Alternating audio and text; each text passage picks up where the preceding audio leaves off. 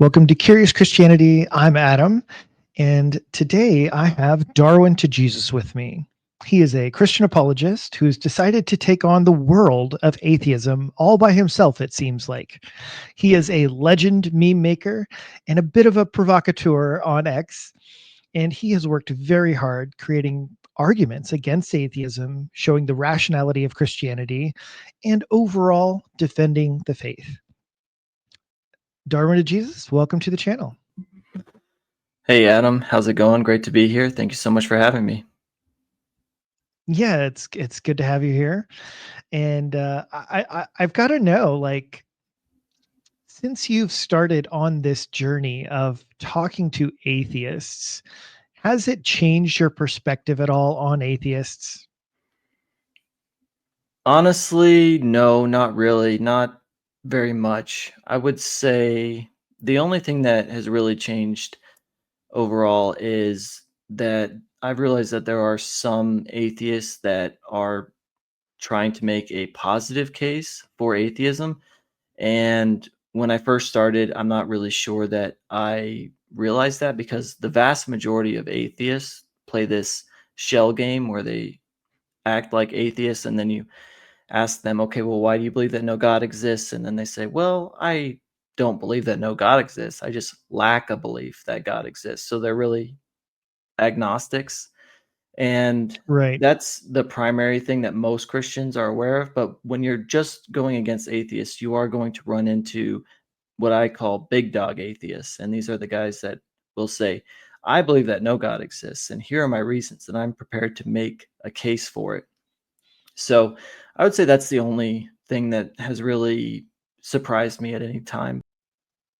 Now, you have recently debated Ben Watkins on the moral argument, sort of. You kind of debated on this thesis about morality and moral realism, which one better explains it.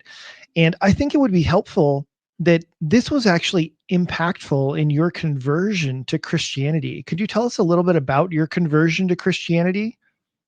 Yeah, sure, I'd love to. So when I was an atheist, I always believed that objective morality was a thing. I've always believed that moral facts existed and that it wasn't wrong to enslave somebody just because I thought it was wrong. In other words, I've always believed that even if I woke up one morning and thought to myself, you know what, enslaving people, it's not so bad. I think I'm going to go do that. It would still be wrong. There would still be a fact of the matter. And to me, that's always been more obvious than even the nose on my face. In other words, if you said that between the two propositions, either Daniel, you don't have a nose on your face, or it's not actually wrong to do something like molest a child, I would say that I guess I don't have a nose on my face because it's clearly wrong to do certain things, and it's not just a matter of opinion. So I've always thought that, and it's always been incredibly obvious to me. And I honestly think it's obvious to everybody, and some people just aren't honest about it. But I found out by being in a group of atheists, a chat room that was on Discord. I took my dog to the park to walk in, and I was in this Discord chat room, and there were a bunch of atheists in there. That's why I went in there, was just to listen to them. And they wanted to talk to me because they hadn't seen me in there before. And so they started talking to me and asking me questions. And it came up that I believed in objective morality. And they basically explained to me that that really didn't make sense on atheism. And I thought that they were completely crazy. And they gave me some arguments, they gave me some references, they explained Hume and how there's this thing called Hume's guillotine, which says that you can't go from an is to an ought, and some other things. And so I started looking into it and I realized that there actually is quite a problem. And so I tried for about 3 to 4 years to ground or justify objective morality within atheism. And I ended up just completely failing. And it's not something that I normally do. I don't normally quit at something, but I just realized that the problem is insurmountable. And Mhm. when I realized that, I still wasn't prepared to say, well, I guess it's not actually wrong to molest children. I wasn't going to say that because that's just absurd. So what it made me do was it made me say, okay, well, atheism is leading to some really absurd conclusions here that I'm not in any way prepared to accept. And so let's go ahead and look at this worldview that I have and see if there are any other implications, because one implication is that there's no objective morality. Are there any other things that I haven't investigated before that are also crazy about being an atheist? And once I started to ask that question and look into atheism as a whole and what it means if there's no God, then I realized very quickly just how absurd atheism actually is. And that's what I try to show others on my X account and on my YouTube and my Substack is the worldview of atheism. And a lot of atheists say, well, we don't have a worldview, and we all believe different things. And in some respects that's true, but it's also true that if you take God out of your belief system, there are going to be massive implications. It's like saying I don't believe in logic or I don't believe in truth. It's that serious, except even more serious, I would say. So anyway, that's a long-winded answer to your question, I think. I think that's a really good start, though, because I think it also just kind of sets the table for this discussion that you had with good old Ben Watkins, because he's kind of a philosophically minded. And so this is something that's important to him. And he also sees, like, okay, moral realism is true. It's the idea that there are objective moral values. And so when you go into the discussion, you at least have a base framework that you both are going to argue, like, okay, moral realism is true. But then, yes, how do you explain moral realism? Like, if there really is such a thing as good and evil, and it's not just a matter of opinion, then you have something to explain. You have some grounds by which both sides, and like you're saying, a worldview, have to explain. And so, how do you feel like the debate went? Would you say that Ben is in the category of a big dog atheist, somebody who's ready to explain their worldview? Or would you put him as like one of the small atheists? Ben is absolutely a big dog atheist. And even though he and I definitely disagree about a huge number of things, I respect him as a thinker and as a philosopher. And he's definitely in that big dog category. He is trying to make a case for atheism. And that's one of the reasons why I picked him as a debate partner, because I could have picked some low-hanging fruit, some atheist that really doesn't have a clue what they're talking about, and I could have just completely trounced them. But I don't think that that's very satisfactory, frankly. I want everybody to see the best representative of atheism trying to ground objective morality. And then I want them to see me showing why it still doesn't work, showing why it still completely fails. And you asked me, how do I think the debate went? I think that I showed it. I think that the debate went very well. I think my case was very strong. I think that the things that I argued held throughout the night. And I think that I showed why Ben's argument didn't work at all. And what a lot of people don't even realize is that the critiques that I laid out against Ben's system or his argument, I only gave, I think, 5 critiques, but I had about 12. And at this point, I'd say I have about 15 to 20. I mean, I could almost write a book about all the things that are wrong and don't work with his argument, or that I think are wrong anyway. But I think that the argument just completely does not work at all. And I think I showed that, even though I wasn't able to really give all of the reasons in that debate. But I stuck to 5 because I didn't want to, just throw too much spaghetti at the wall. And I think that it all held, and Ben really didn't contest hardly any of it. And I don't think that the stuff that he did contest, I don't think he was able to show why my rebuttals to it didn't work. So I think that the debate was a huge success, on a number of levels. For one, I think it was a very productive conversation. Ben and I both exchanged openings about 2 weeks ahead of time, and then we exchanged rebuttals about a week ahead of time. And I think that really helps a debate to be productive, because if you don't know what the other person is going to say in their opening, then you're really going to be caught off guard, and you're going to have to come up with a lot of arguments on the fly, and the substance isn't really going to be there. You're going to have to um, compensate, I think, with rhetoric and things like that.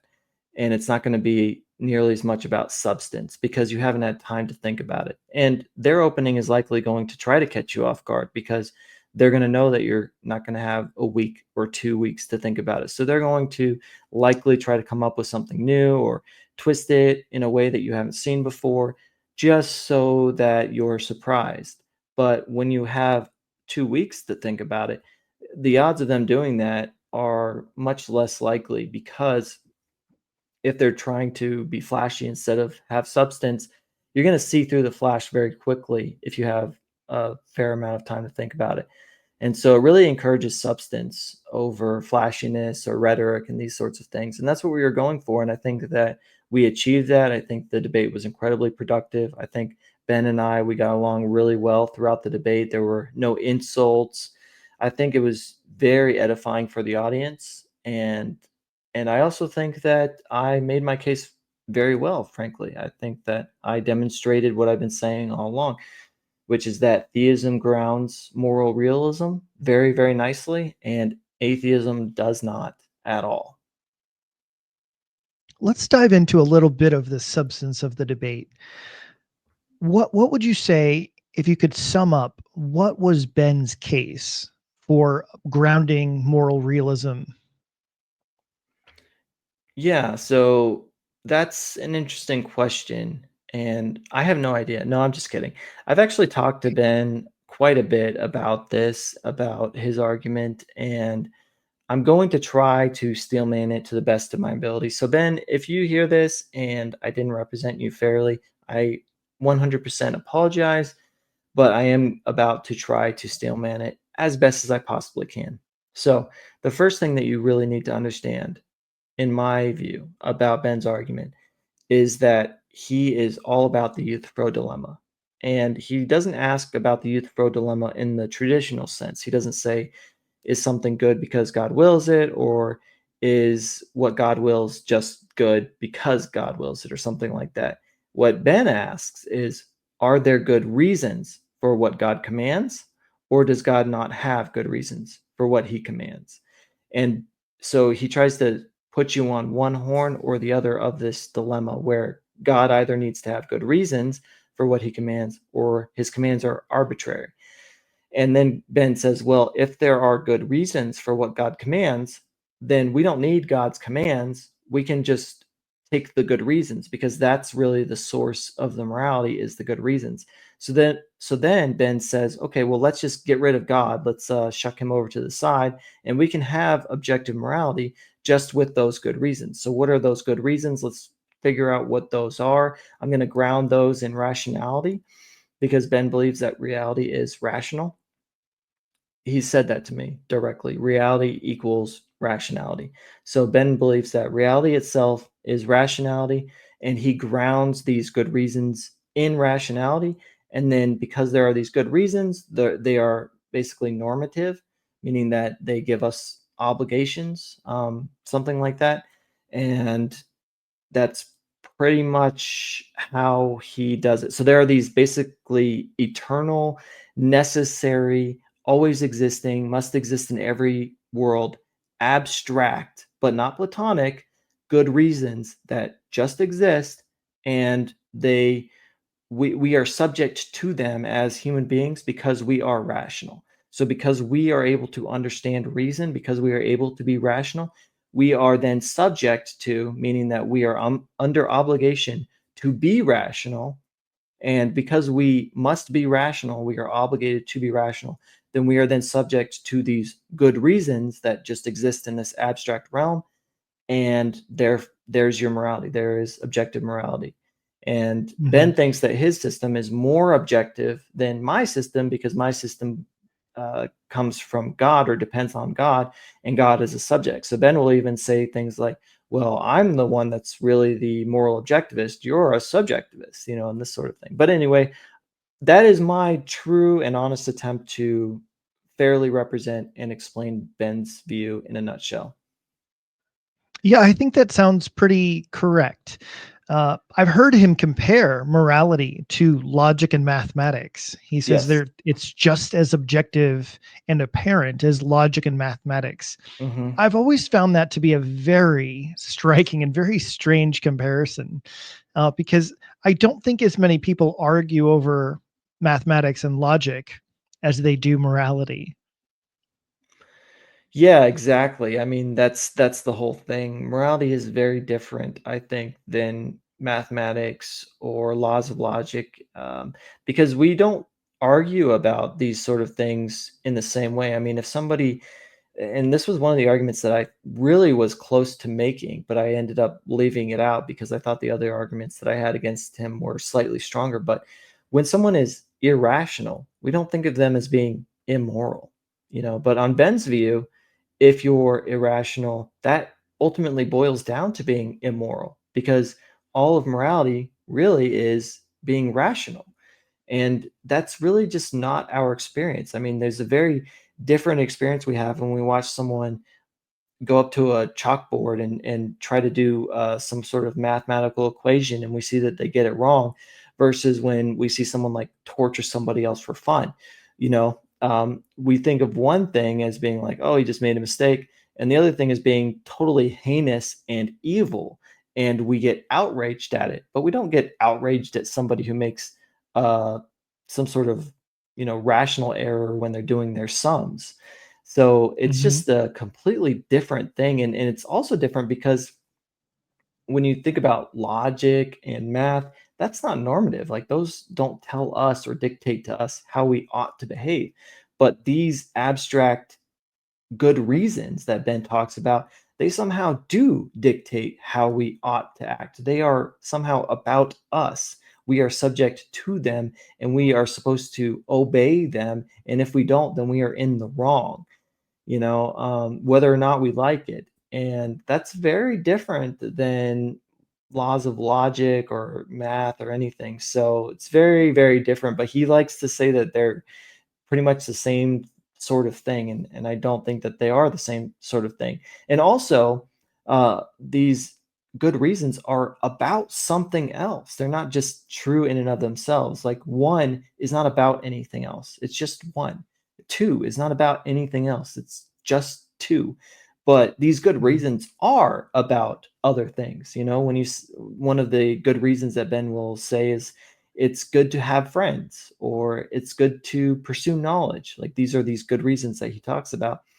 Those are not just true in and of themselves. Knowledge is about other stuff. It's like, who it should pursue knowledge? Well, human beings, I guess, should. So these are not just true in and of themselves. They're about other stuff. They're about human beings and knowledge and your obligation to do that. They're not just simple self-contained truths. So I think that they're just completely distinct, frankly. Yeah, and I think that's a really good point to make up is that all of the claims for morality that he makes, they're actually contingent upon something else. Like, they need an additional piece of context in Hmm. order for them to really make sense.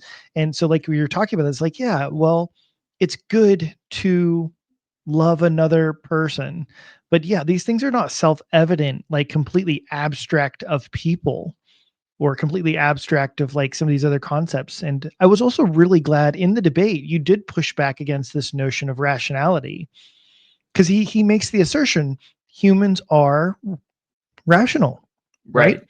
Yeah. And you actually did push back against that notion, and I think that is so evident if you really stop and think about it. And I feel like he was almost more thinking of the rational terms out of something more philosophical like Plato and Aristotle. And they talk about the idea, well, humans are rational beings. But if you look at it as a whole, I feel like this is very evidently not true. Because especially today, is it rational to eat junk food? Like, when Right. is it ever rational to eat junk food?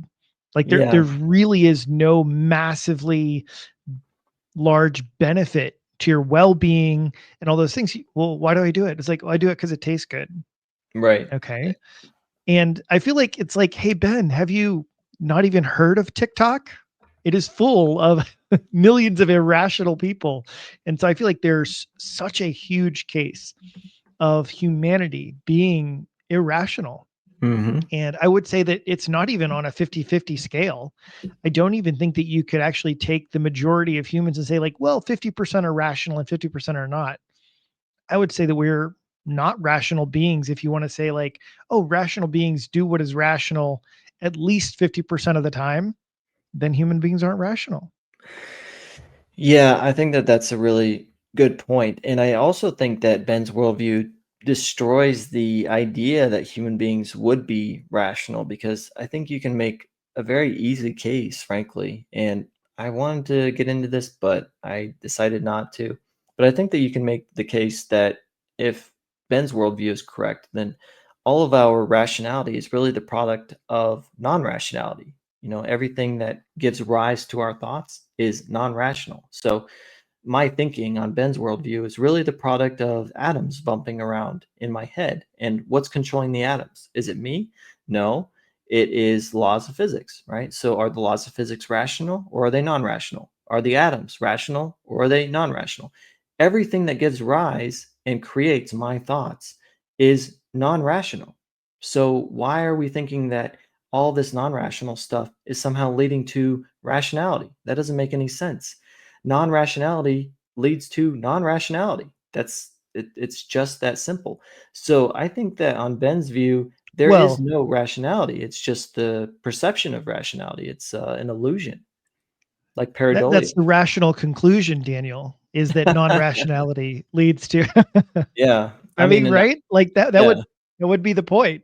Yeah, and what's funny too, this is a little bit of a tangent, but I have just created an entire argument that I think definitively proves that if rationality does exist, that necessarily entails that God exists, that there's a necessary mind.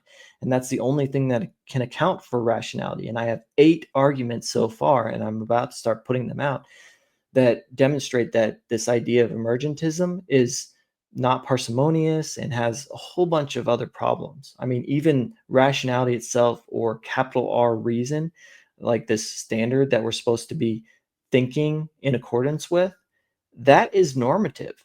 How do you get normativity without a mind? Like, why is it that we are subject to this standard of thinking and there's no necessary mind that is responsible for everything? So there's no like mind that is necessarily in the universe, but yet there's this abstract way of that we are supposed to be thinking that's just embedded in reality somehow. And it's normative, meaning that when we don't reason correctly, we are wrong and we realize it and we're like, we try to correct each other. How do you get that without a mind? I don't know. It's Right. crazy and bizarre. So I think that I'm really going to start putting the hurt on Ben and his view and atheism in general. But that's still in the works, but it's going to be coming out soon. So I want to hear what you think about this one because I feel like this is a little bit of Ben's argument. And again, I'm not steel manning it in the same way that you did earlier, but it was essentially this: humans are rational, therefore they should be rational. But I feel like, why isn't this other argument equally valid on his view? Humans are selfish, therefore humans should be selfish.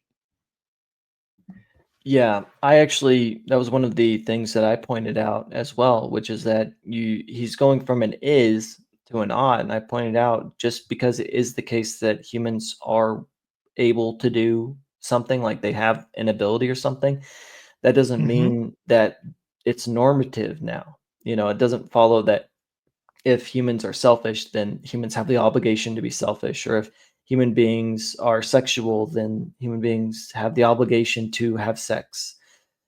Just because human beings Yeah. have an ability doesn't mean that we have to act on the ability or we're somehow in the wrong. And he's trying to say because human beings have the ability to be rational, then therefore it follows that humans have the obligation to be rational. And I pointed out that that's a total non sequitur and that wouldn't work with anything else. So this is the part where I am wondering, like, why the inverse isn't true. Like that it logically follows based on his own principles that humans humans are evil or humans are bad, therefore humans should be bad. Humans are Well, selfish, therefore yeah. humans should be selfish. Now, I know he would have some of the rebuttals regarding rationality, but it seems to me like those are the same types of notions. He just seems to put rationality as primary, but I have a hard time understanding, like, well, why does rationality get the only vote? Yeah, exactly. I mean, I know what his answer would be, and his answer would be that there's this transcendental sort of move that he wants to make where he says you can't even argue against being rational because to argue against me when I say that you ought to be rational, you would have to appeal to rationality itself and immediately be assuming that you ought to be rational when you argue against me when I say that you ought to be rational. So basically, he's trying to make the move Mhm. that you can't argue against this principle without assuming it in the first place. In other words, he's trying to say that it is undoubtable or indubitable. And what I pointed out is that just because something is indubitable, just because we can't doubt it, doesn't mean that it is in fact true. So, for example, I can't actually doubt that my reasoning is sound because if I were to believe that my reasoning was unsound, it would give me a good defeater for all of my beliefs, including the belief that my reasoning is sound. So, or that my reasoning is unsound, I should say. So, in other words, it's indubitable for me to believe that my reasoning is unsound, or that my reasoning is sound. I have to believe that my reasoning is sound. I can't doubt it. But that doesn't actually mean that my reasoning is in fact sound. I could have unsound reasoning. I could be crazy. I could be in a padded cell right now, right? So just because something can't be doubted doesn't mean that it's true, and it certainly doesn't mean that it's normative, right? So that's what I pointed out is that one, this doesn't mean that it obtains, doesn't mean that it's true, and two, it certainly doesn't mean that I have an obligation to, be rational or something like that. And if I'm not rational, then I'm somehow in the wrong, And I mean, frankly, on Ben's view, he doesn't even believe in libertarian free will. He's a compatibilist, so which I think is a joke, but that's a different topic. Yeah, that's definitely a different topic. Now, when you Yeah. say normative, I just want you to clarify for everyone else what you mean by normative. Yeah, sorry. I forget sometimes the jargon. I've just been talking this way for a while and I forget to explain these words. When I say something is normative, I mean that human beings have an obligation. So if I do have an obligation to provide for my family and not abandon them, then we would say that that's normative, the obligation to provide for my family. That's normative, meaning that I ought to do it. So, whenever you hear me say normative, I mean that you ought to do it. Because I think everyone else would just be hearing is like, well, what's normal and what's not normal depends on different, Yeah, I I don't mean, mean just say normal. it, man. Yeah, I'm sorry. Yeah, it's all good. It's all No, good. if So, I use other let me, jargon, let me know and I'll try to define it. I'm sorry. I hate when people do that. sorry, not everyone has a PhD like you do. Yeah, I know, right? Did Elon send you a PhD on X for all of your hard? No, that's a joke. Not yet, but maybe next year.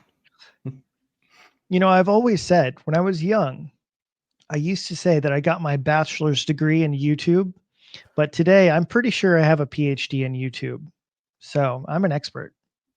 Well, yeah, you've been at it for a while, so you probably are. All right. So back to the debate. Now, his rationality principle is kind of an interesting one. Mhm.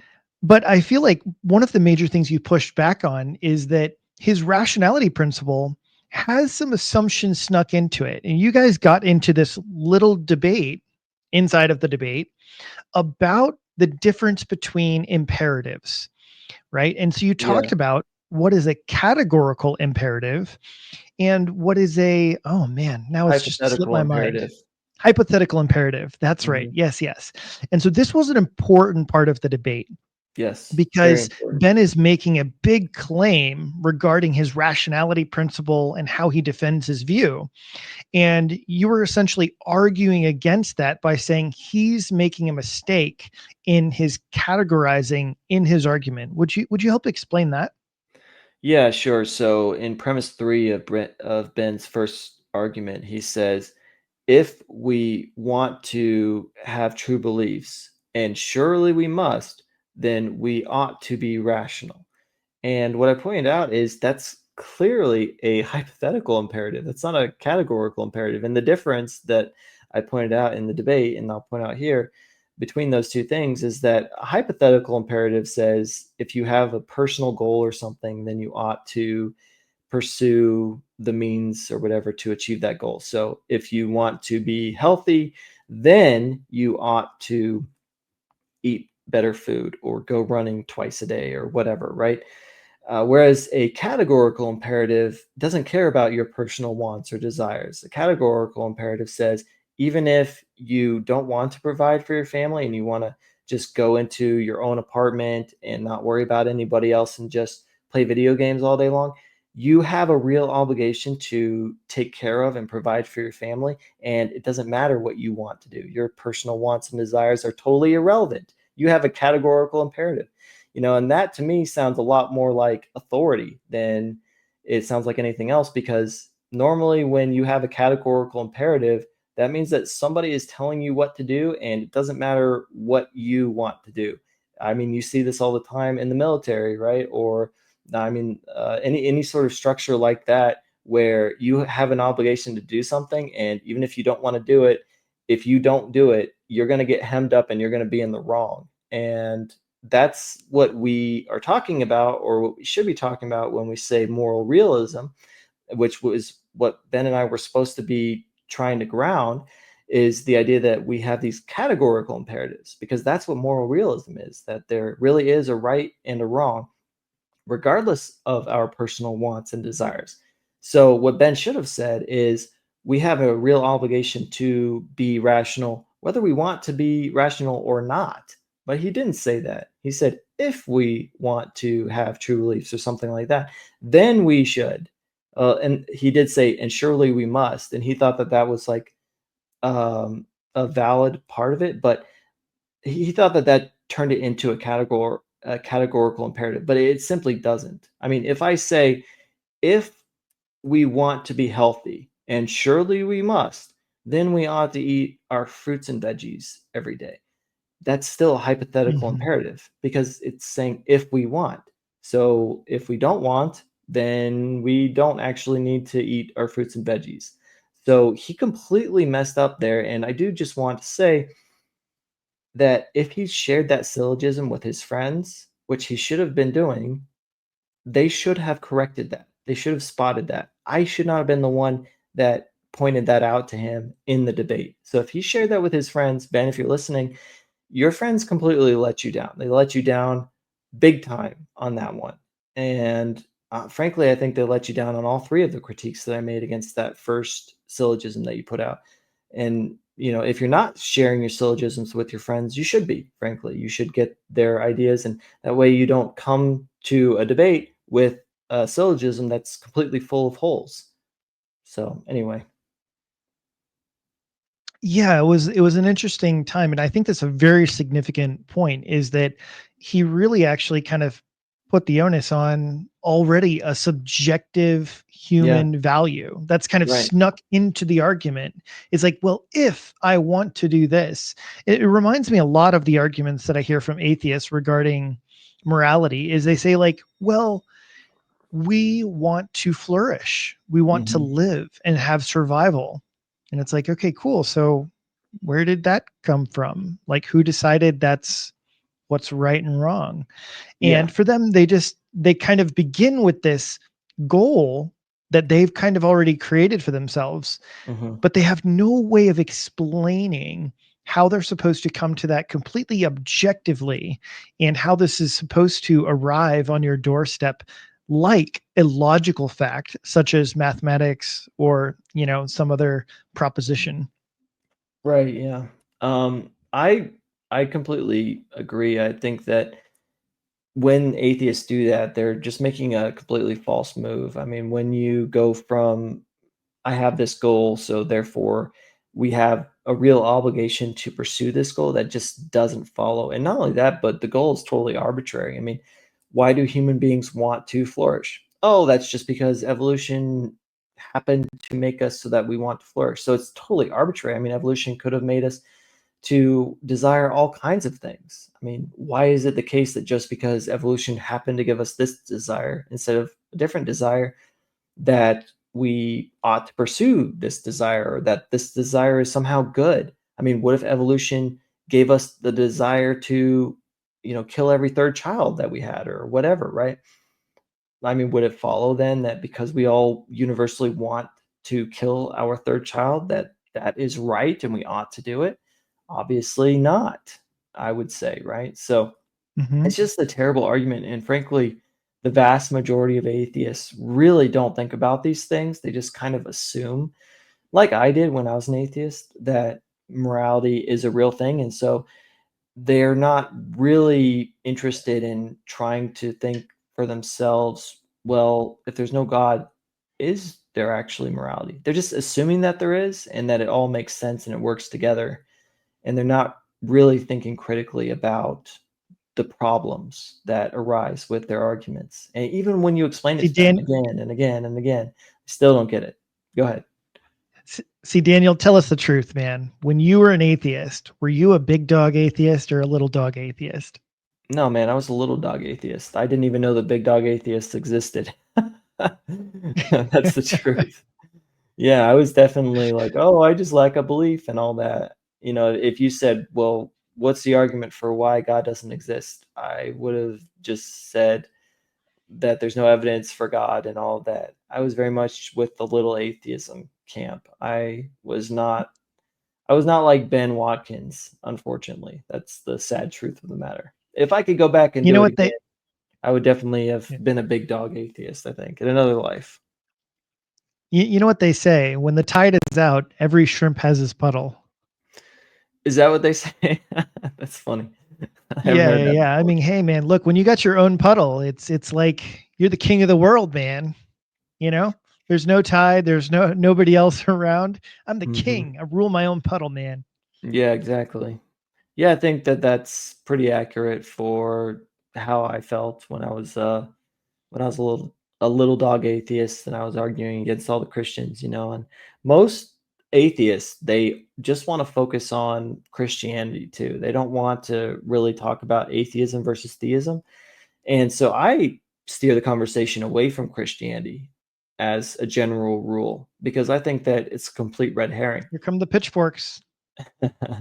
Well, to me, why on earth would I be trying to convince somebody or argue with somebody about who God is when they don't even believe that there is a God, right? So, Yeah. an analogy that I like to make is if we're talking about OJ Simpson and the OJ Simpson case, and I'm talking to you, Adam, and you don't even believe that OJ Simpson's wife was murdered, right? You think that she died of natural causes or some nonsense.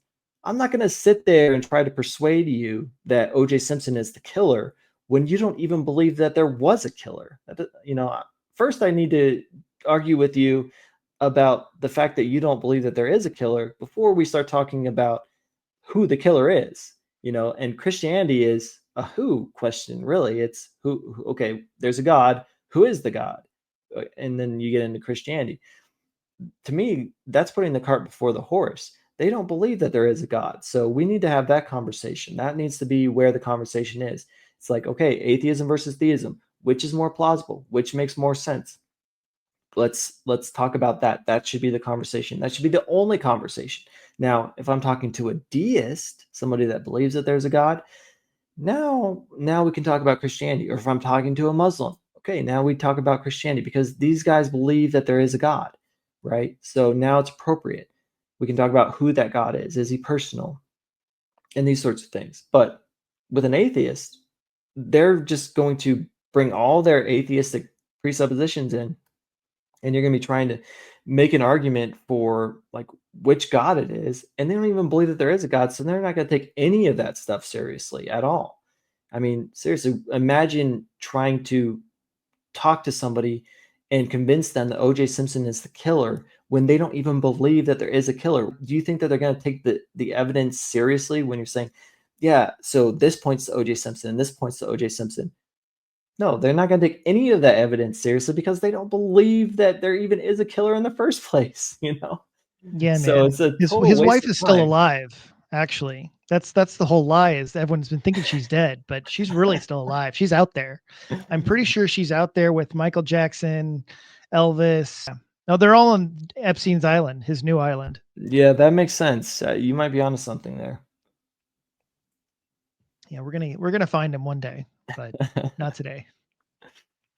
So the morality, and I do think it's always fascinating to me because the atheists do posit meanings and purposes, right? So exactly like the hypothetical imperative that Ben posits, right?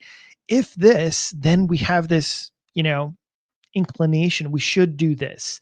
Same thing Mhm. with the other atheists who kind of say like, well, we should survive, right? Human Yeah. flourishing, that's what matters, that's what's important.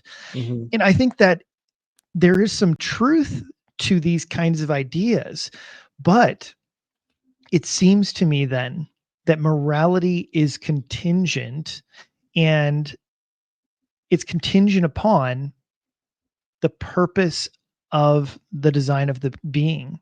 In other words, like it implies creation itself. If there's going to be some sort of moral imperative, then it must be like you are supposed to do something because you were created to do something. Yeah, you're talking about And telos, which is design, and I completely agree. There needs to be a purpose. There needs to be some sort of way that the world ought to be, not just the way that the world is. And that's what atheism is ultimately missing and doesn't have. It doesn't have that telos. A human being is not meant to do anything. A human being just happens to be. It happens to exist.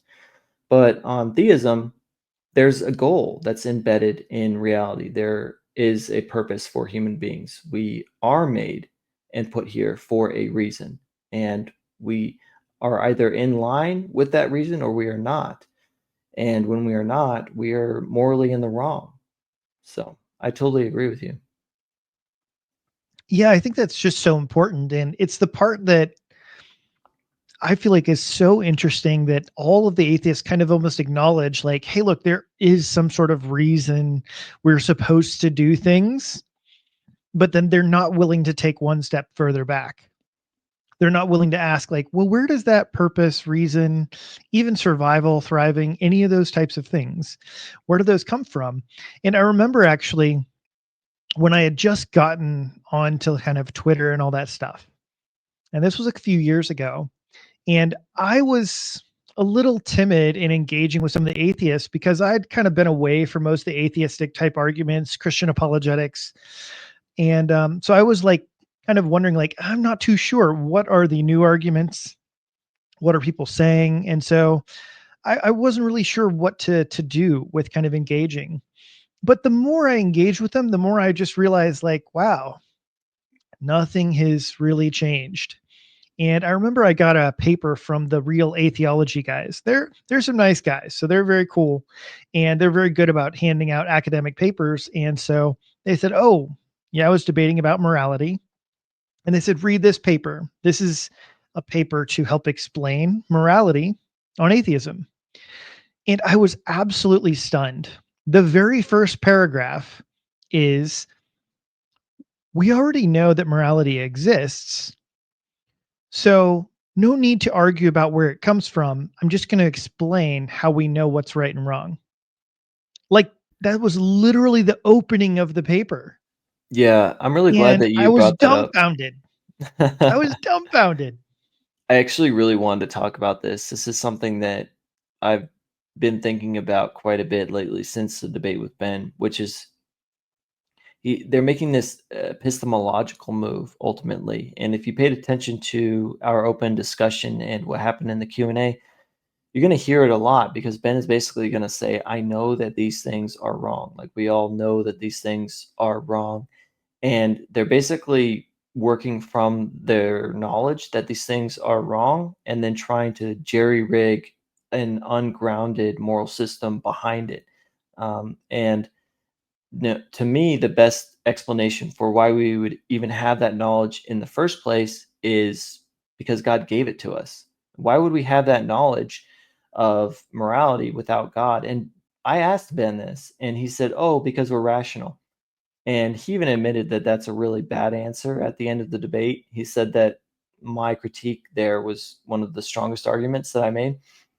And I didn't even say this, but I should have. It's one of the few regrets I have about the debate. But when Ben said, "Oh, we just know because we're rational," and we know the same reason we know other truths like mathematical truths and geometric truths and these sorts of things. Well, what I didn't think to say at the time is, actually, Ben, we don't know those things because we are rational.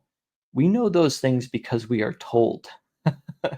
Nobody, almost nobody in the world would realize that 1 plus 1 equaled 2 if they were not told it, especially before they became an adult. But it took some really, really smart people a really, really long time to discover and prove these truths that we all just kind of take for granted. But we don't just come out and start thinking and be like, "Oh, you know what? Here's a thing, and here's another thing, and this makes two, and so now that's a number, and there's like numerals and stuff like that."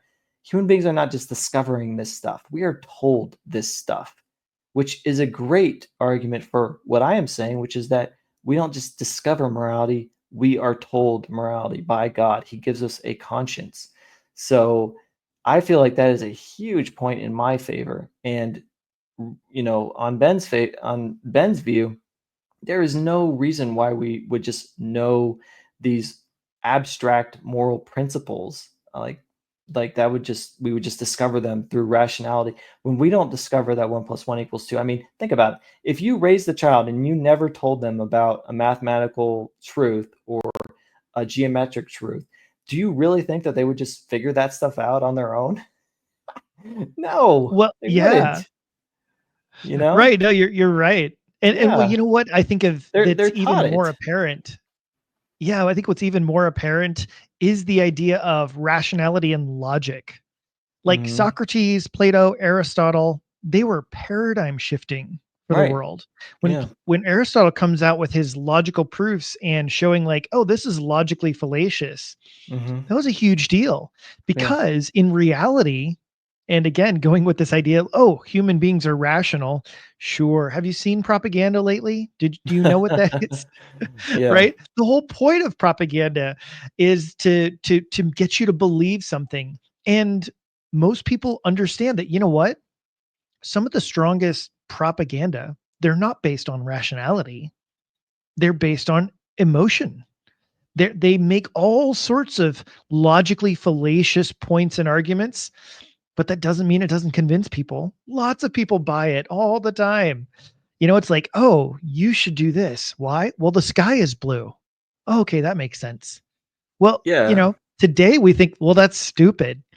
But just think about that's why we had all of these false gods all the time. It's like, well, son, how do you know that this works like this? It's like, well, I heard the birds chirping and then all of a sudden this happened. Like there's so much superstition, so much religious nonsense. And of course, I'm a Christian, but it is a reality that there were all sorts of other mythic ideas and things that weren't actually logical or rational.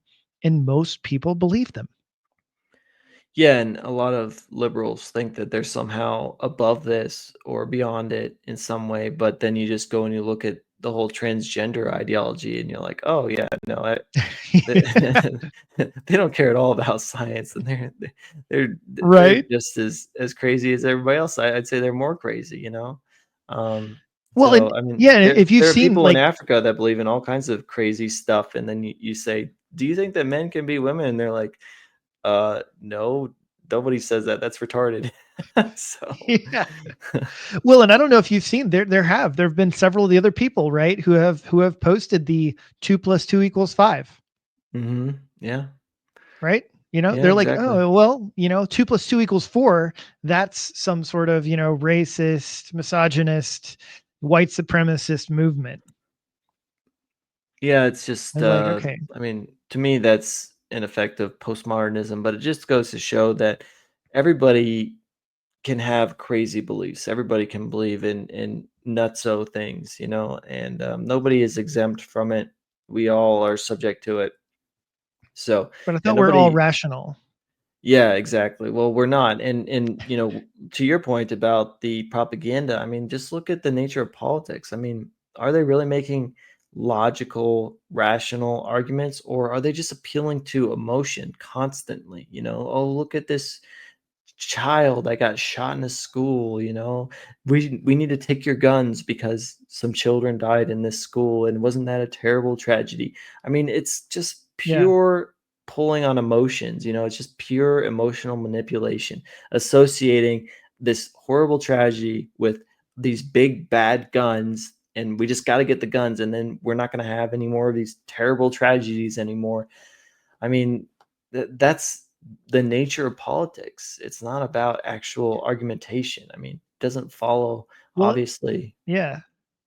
And I'll tell you, one of the big transitions in American politics was the switch between the radio and the television.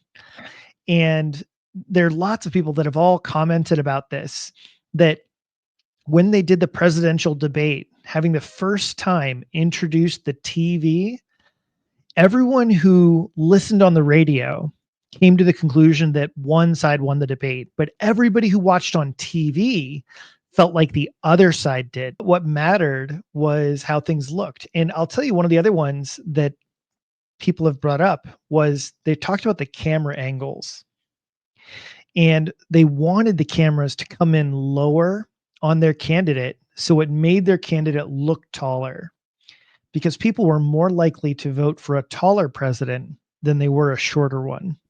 Perception has a huge effect on what people think and how things are perceived. I mean, that's one of the reasons why it's so important for me to always stay calm in a debate, because I believe very very strongly that if I lose my cool in a debate, even if I do very well, it's going to look like I lost. The second I lose my cool, it looks like I lost.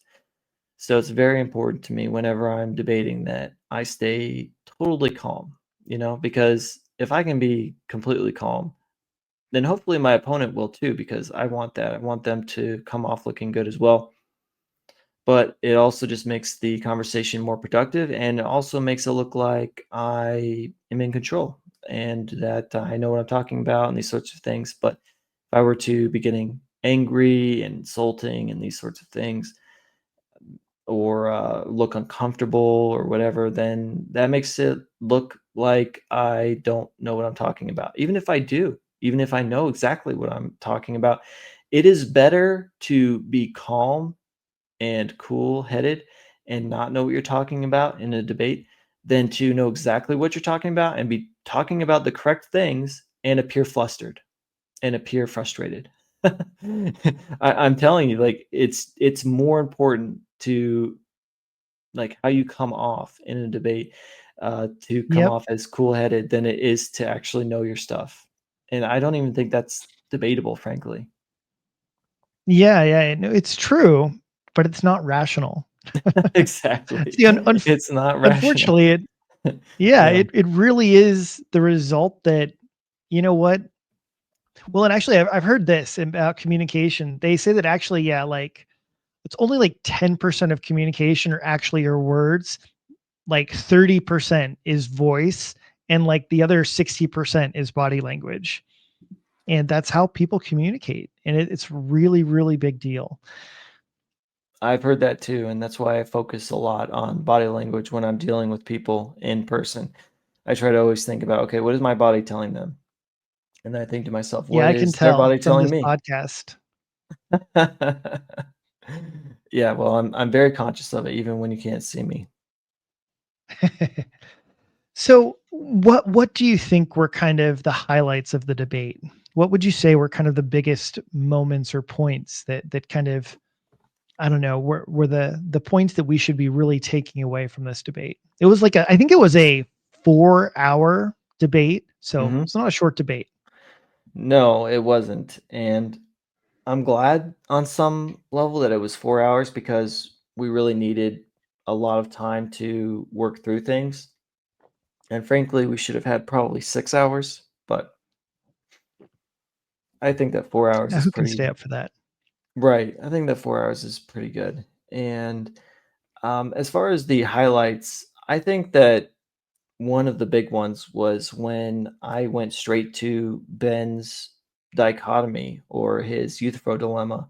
And we basically used my time to talk about that. And it was funny because he says, "Oh, you're going to use your time to talk about that? I thought I was going to have to use my time to talk about that." And I said, "No, we're going to use my time to talk about your arguments because I want to iron these out. And you're trying to say that God isn't even at play, like we don't need God at all because of the Euthyphro dilemma. Let's talk about that."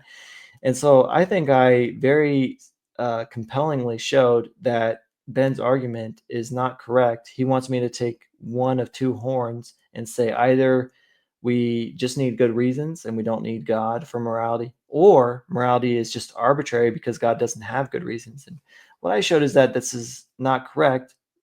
Morality does come from God, but God is the source of everything. And so God would have good reasons for what he commands, and those good reasons would be part of God and his rational nature.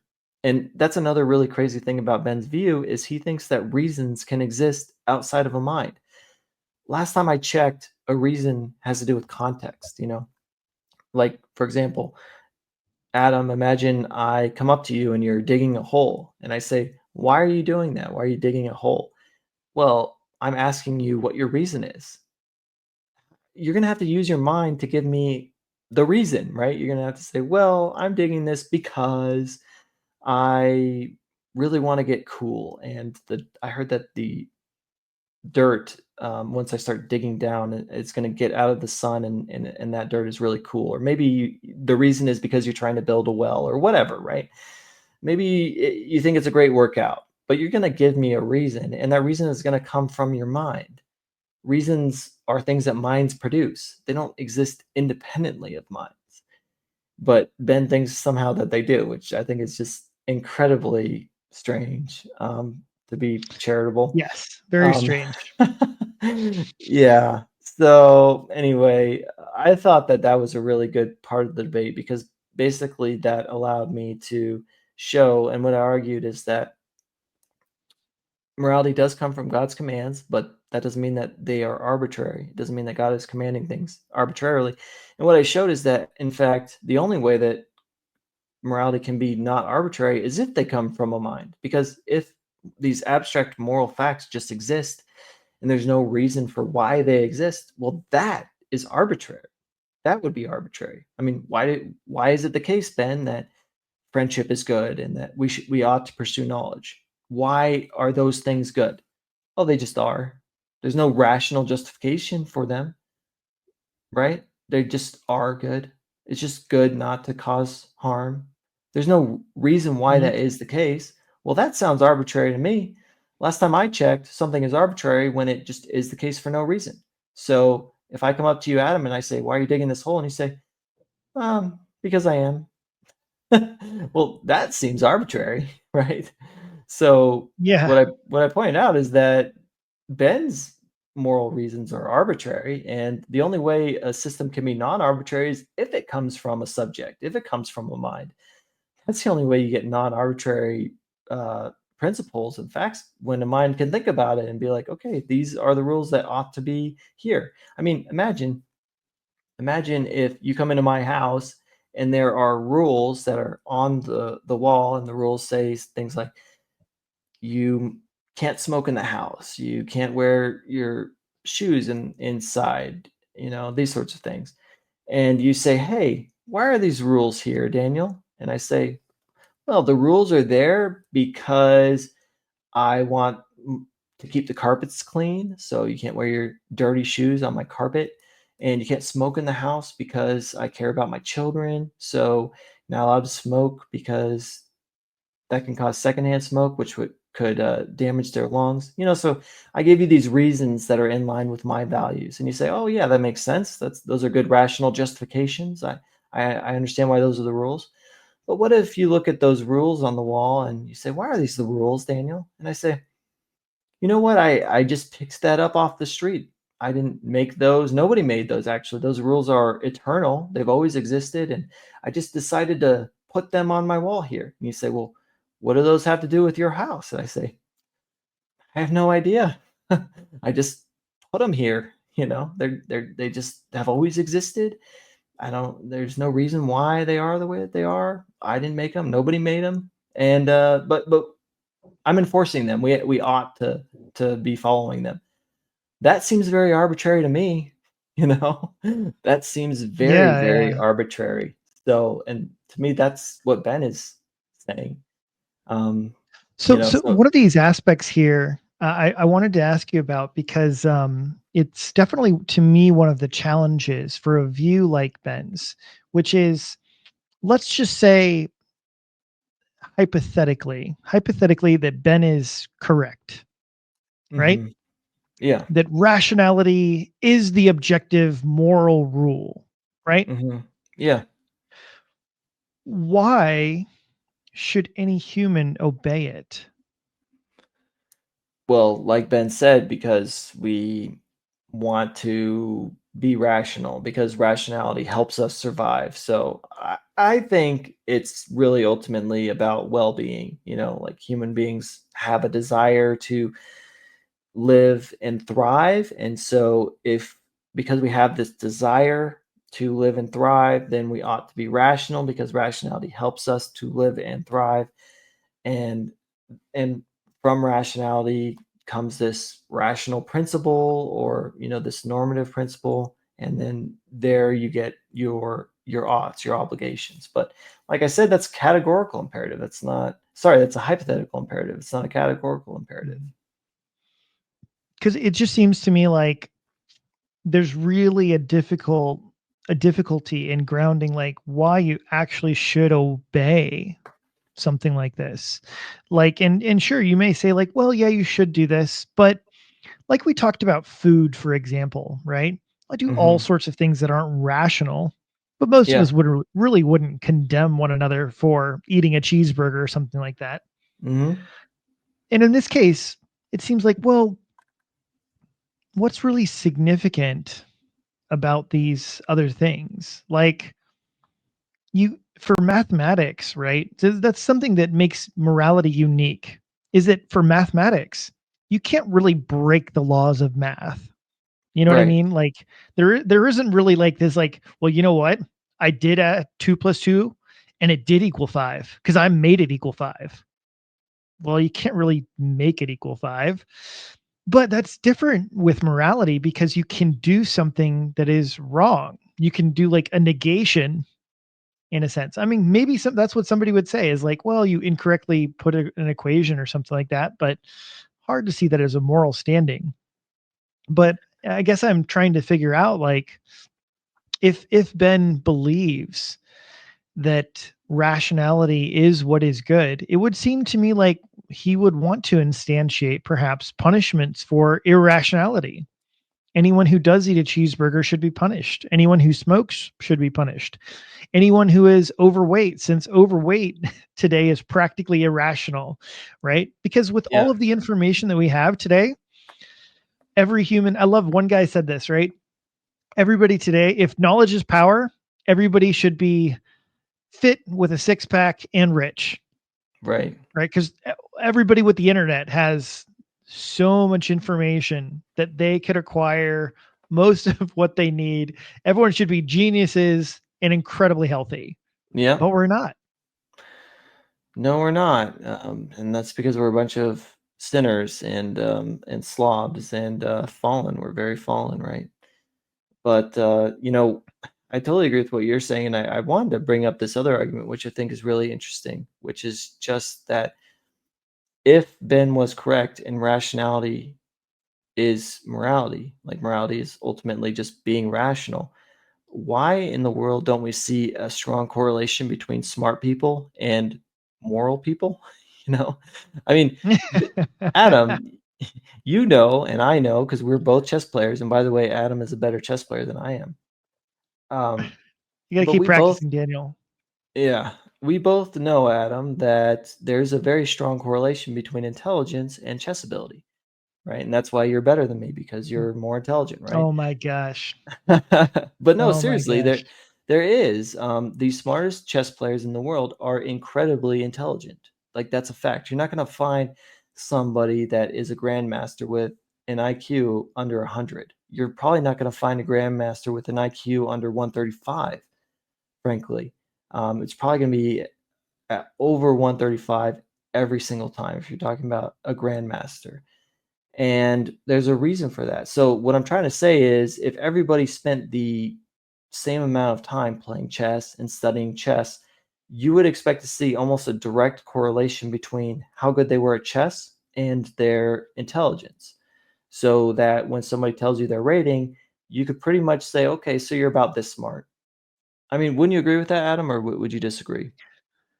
Well, I think the IQ points are probably a little lower than that, but but in many ways, actually, I do kind of agree with the central point, and I think that this is actually a really interesting point to bring up, kind of this idea that you're mentioning regarding rationality, and if rationality is the central ethic by which we Mhm. measure morality, then Yeah, yeah, like you would think, like, well, the most intelligent people, the most rational people, yeah, they would be the most moral. yeah, But when you actually look at the world and think about art, movies, media, music, almost nobody would actually say that rationality is the central moral ethic, right? They would mhm, all say love, yeah, compassion, yeah, mercy, justice. Those are the central ethics, but not a single one of them. I don't know of a single artist who wrote his painting, who created his painting, who wrote his book, wrote his poem about rationality as like, right, oh, this is it. I have finally made it. Right. yeah, I don't know of anybody who's cried out for the same kind of aspect of beauty and glory, like idolizing rationality, except for maybe the philosophers. They maybe did a little bit. But by and large, even they had an appreciation for aesthetics. They had appreciation for beauty. And so many people all know that love is one of the most essential ethics for human beings. And I think that, yeah, when you actually maximize, this is one of the problems is that when you actually just maximize rationality, it's very obvious that it will lead you to evil conclusions. Think about this is the yeah. dynamic that we always come to when we watch the end of the world, AI taking over everything, You right? know, The I was AI literally says, just about to bring that up because I talked to Ben about that, and I was actually just about to talk about that. Go ahead, though. yeah, yeah, yeah. Well, we all know it's like, well, the AI comes to what? The rational conclusion. Mhm. Okay, I need to limit human suffering. Who is the greatest proponent of human suffering? Well, humans. Okay. Well, I got a solution for that, right? And it's rational. And Yeah. it's like, yeah, to limit human beings, right? If I limit human beings, you'll limit human suffering. I'm And so so I think glad you that brought those this up. are really big problems. Yeah, I'm so glad that you brought this up because I messaged Ben because I was thinking about this whole thing, and I messaged him afterwards, and I said, "Hey, Ben, so if morality is rationality, then on your view, we really shouldn't have anything to worry about with these super intelligent AI systems that are going to be rolling out here in about 5 to 10 years. Is that really what you believe? Because everybody else is pretty worried about it, but on your view, these things should be more rational than anything. So we really shouldn't have to worry at all because they're going to be totally moral, right?"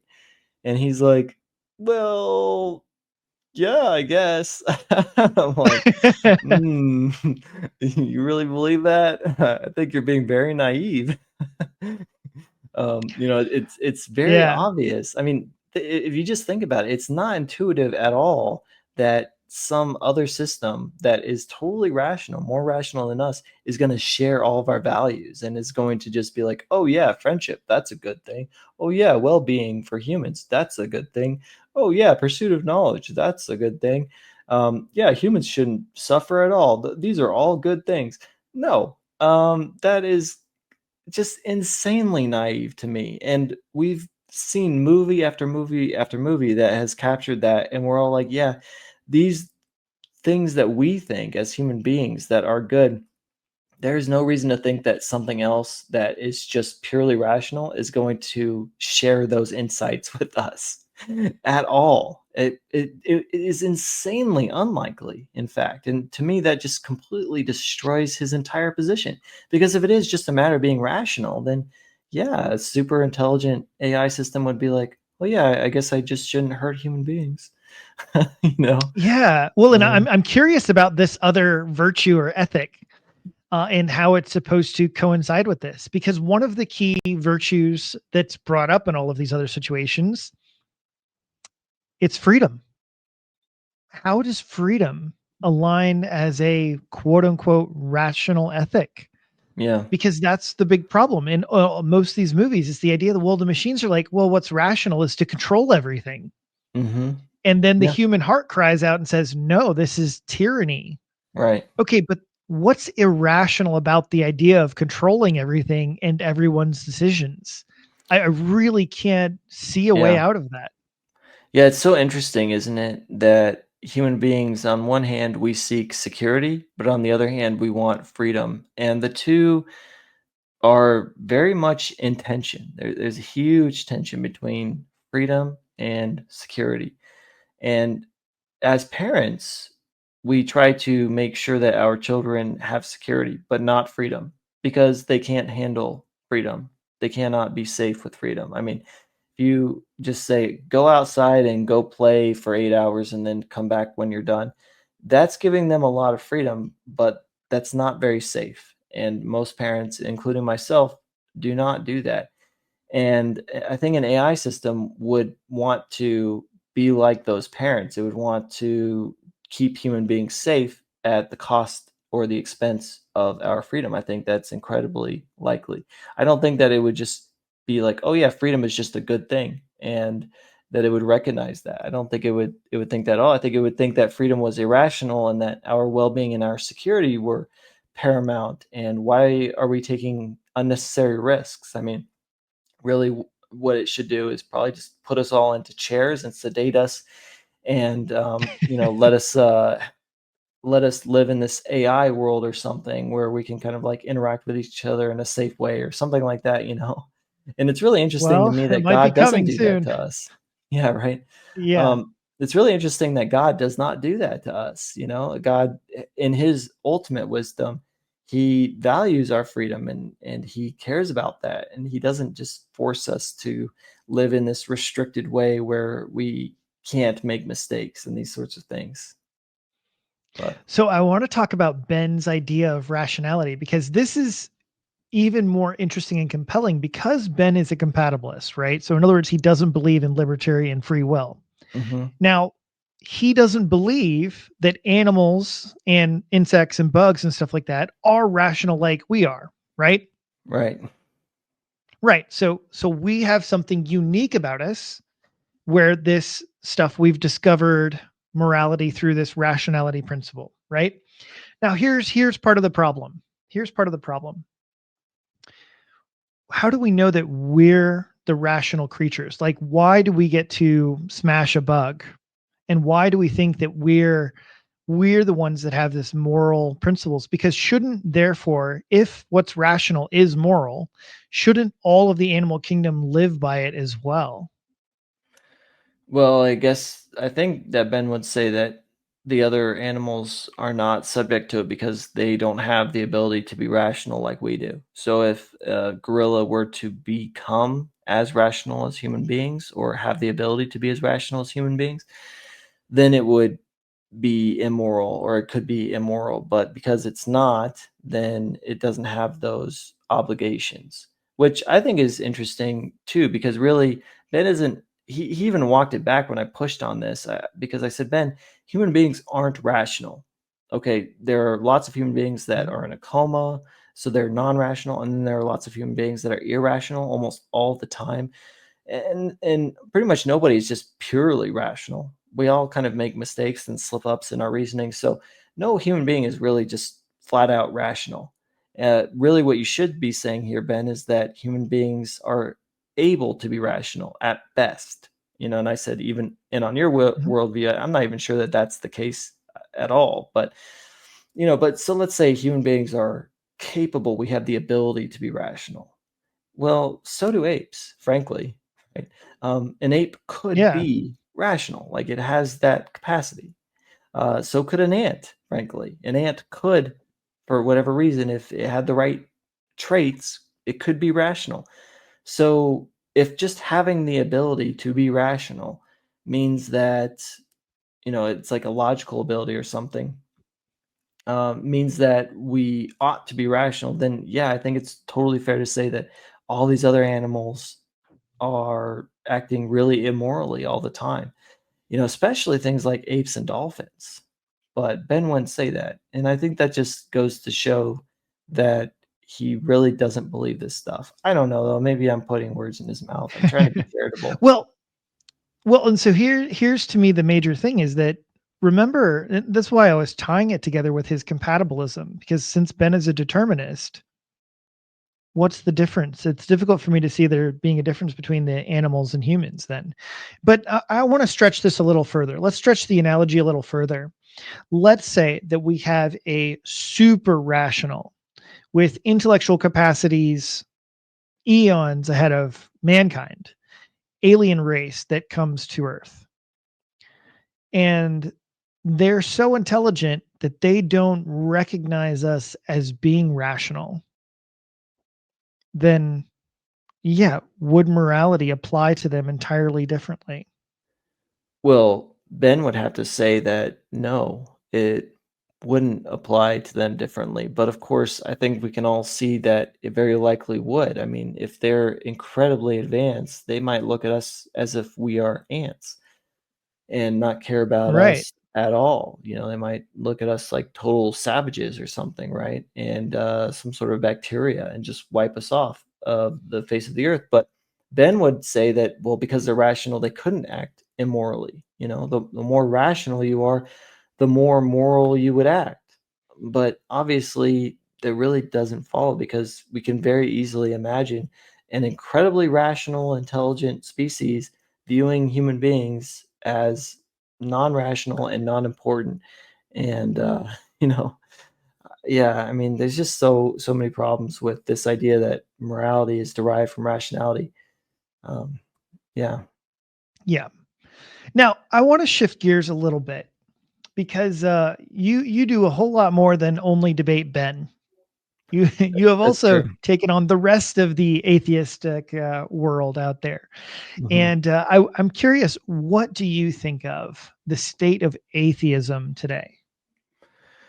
Yeah, I really like that question. So I think that atheism is not nearly as prevalent as it was about 20 years ago. I think that it's declining right now. I don't think that it's completely dead. I think that there's a lot of atheists on YouTube that I need to start getting into the mix with. I think they're still pretty bold over there. And so I probably need to have more of a presence on YouTube. But I think it's going away. I think it's fading. I think it's been exposed to enough people as being very much just kind of a reaction and nothing of substance itself. And a lot of atheists will even say this. You say, okay, well, what are what is atheism? And they'll just kind of like say what it isn't, but it doesn't build anything. It's like a fire, it's a Mhm. fire that destroys, but fires don't build. You don't get a home from a fire, you lose a home. And that's really all atheism has been. And I think people are starting to realize that it's just meant to destroy Christianity, meant to destroy people's faith in a higher power and these sorts of things, but you can't build anything from it. It doesn't give you any sort of foundation. It's all just very loosey-goosey human secularism or whatever subjective nonsense they want to try and come up with, but there's nothing concrete there. And I think a lot of atheists like myself have realized that, and a lot of other people who might have found it appealing at one time have woken up to that as well, because it started off really strong. They were criticizing religion and pointing out some of the ridiculous things about religion, but it's like Frank Turek says, anybody can spot a smelly egg, but how does your egg smell?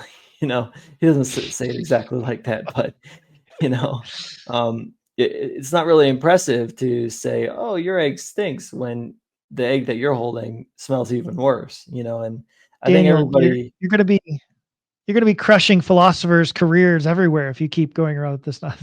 Because that's mostly what philosophers do is they go around saying like, "Well, you're wrong, and you're wrong, and you're wrong." And it's like, yeah, well, what's the truth? It's like, well, I mean, that's a really difficult question that would take me hours to explain. right. Yeah, I mean, I think everybody has kind of realized that atheism was pointing out a bunch of other smelly eggs, but atheism is actually the smelliest egg of them all, and it really can't ground morality, or it can't give you meaning or purpose. And if everybody were to just embrace atheism, we would have postmodernism and nihilism and nothing of substance. And that's one of the things that Ben is trying to fight against, because he very much disagrees with me. And so he's trying to build objective morality from atheism. And he's trying to derive human purpose from atheism and these sorts of things. He's trying to keep the shell of what Christianity and religion gives a civilization, and basically get rid of the nut in the shell, which is God. He's trying to like hold on to the good stuff, and he's trying to keep the baby and get rid of the bathwater. Basically, I think is what he's trying to do, but he's not Now, going to be successful. do you know Carl Benjamin? Yeah, that's Sargon of Akkad. Yes, that's right. So I recently did a reaction video to one of his most recent videos. He was on Justin Brierly's show. Oh man, what is it? Unbelievable. Hmm. And dude, it's really awesome because yeah, I grew up in the age where Sargon was a little bit more outspoken about his atheism, Right. but he was basically expressing all these things that you're talking about because today he actually does not define himself as an atheist anymore. And he Hmm. mentioned he's like, you know what? He kind of came along as well, along the new atheism. He just kind of rode the wave. And he's like, oh, yeah, Right. atheism. But he said the problem was that he's like, you know what? I don't call myself an atheist anymore. He said, technically, I'm probably agnostic because I can't answer questions like, where did the universe come from? How do we get like certain of these types of things? He's like, that's a really good question. And I don't have the answer to it. And I don't know how to explain it. And And today, actually, he's also him and a few others, they have really woken up to the reality that it's like, hey, look, there's a large degree we need Christianity. And so he actually now he is going to church with his family. And he actually is telling his own son that yeah we're Christian. And he said, and Wow. his sister was saying like no we're not. And he said he actually argued with his daughter like no we're Christians, we're Christian. He's Wow. raising his family as Christians.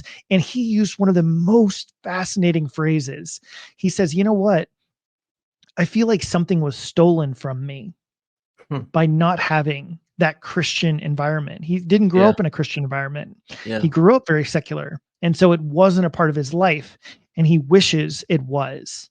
He says, I feel like something was taken from me not having that.